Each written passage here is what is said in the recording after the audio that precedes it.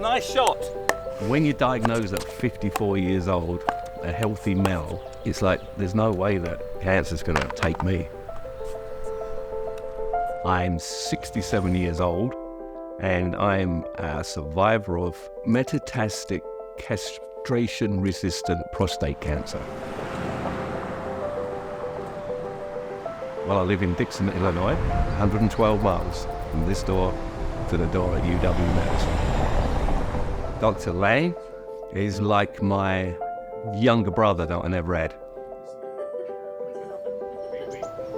Therapies that usually work for 1 to 2 years, in Gary's case, they worked for less than 6 months.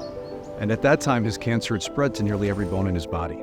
And there's a blood test, something called the PSA test. The normal range is 0 to 4, and his was up to 1,500. So we ended up sending his cancer samples off for genetic testing. And that's where we identified a specific genetic mutation that suggested he might benefit from this new class of drugs that was just in clinical trials. Gary said, sign me up.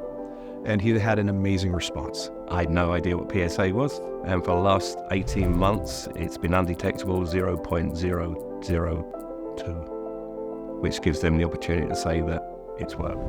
So when I sat down with my wife, after 14 years, I'm cancer-free. In Gary's situation, he was one of the first 20 patients who was enrolled and treated with this combination. And it's because of Gary's participation in that trial that we figured out, yeah, not only is this effective, it can be effective for years and years of time. And now it's FDA approved across the world. They gave me an opportunity to live, and we've created a drug that's going to give those people with the same condition as me an option. My life is really good. Having my first granddaughter, which I had the opportunity to look after her since she was 3 months old. I'll never have had that opportunity. I feel absolutely blessed that I've given an opportunity to people out there to live longer. Gary is just proof of what all of our efforts, when we come together, what it leads to. Can we take risks to find what's that new therapy, that new treatment, that new diagnosis, that new way to understand cancer that will revolutionize cancer care? Philanthropy is an absolutely critical part of us being able to take risks in cancer science and cancer research, but also in getting these treatments to patients faster.